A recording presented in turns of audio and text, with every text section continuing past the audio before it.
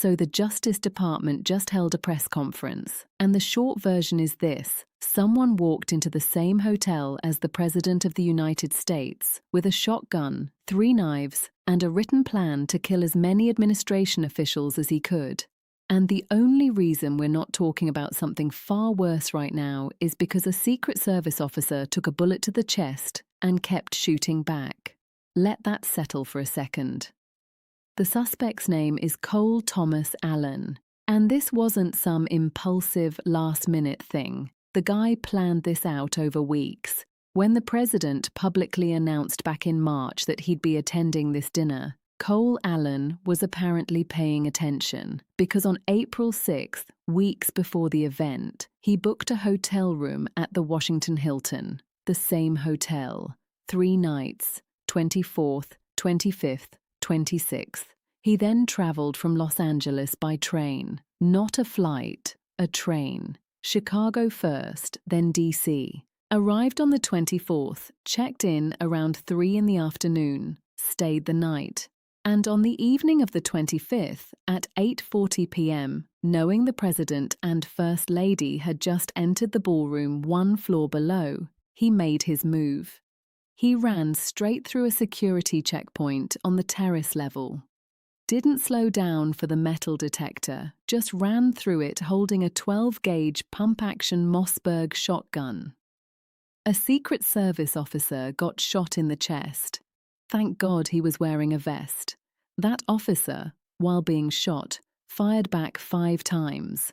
Allen went down, got arrested, wasn't seriously hurt. A scrape on his knee, apparently. Now here's what he was carrying: the shotgun.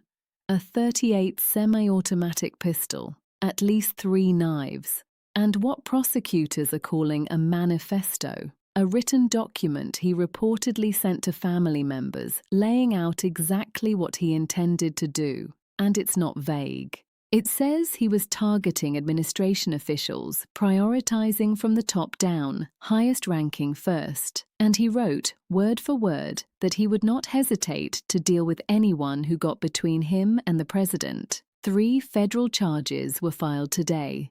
Attempted assassination of the president. That's up to life in prison. Interstate transportation of a firearm to commit a felony. Up to 10 years.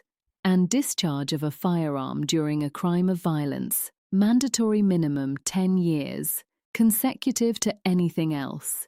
Meaning even if somehow everything else fell apart, he's doing at least a decade on top of whatever else they hit him with. But here's the part the US attorney made very clear. These are just the first 3 charges.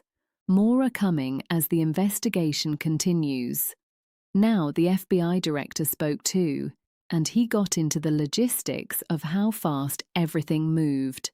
Within hours, the FBI had a mobile command center on scene, evidence technicians collecting shell casings, agents dispatched to Connecticut and California simultaneously, search warrants executed in multiple states, and all the physical evidence, firearms, casings, devices, airlifted on fixed-wing aircraft to the FBI's Quantico labs for analysis in less than 48 hours.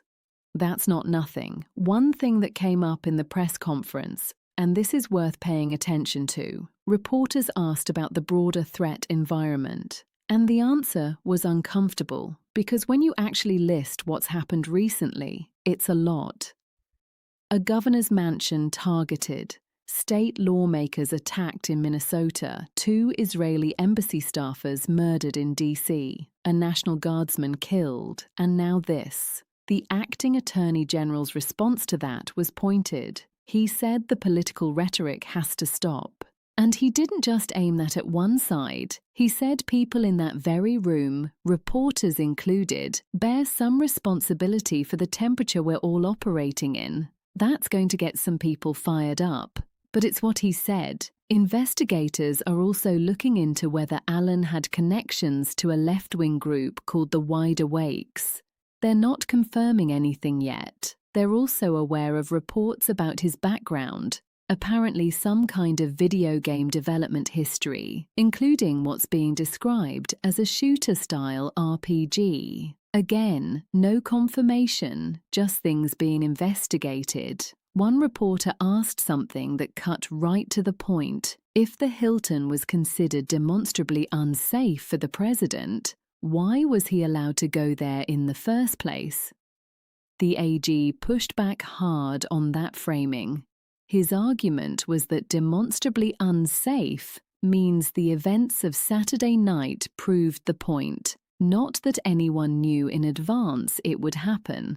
And he used the whole thing to double down on the push to build a dedicated White House ballroom, which is currently tangled up in a lawsuit. His position is that having the president attend events in a hotel where hundreds of regular hotel guests are staying on floors above him is a structural security problem that needs a permanent fix.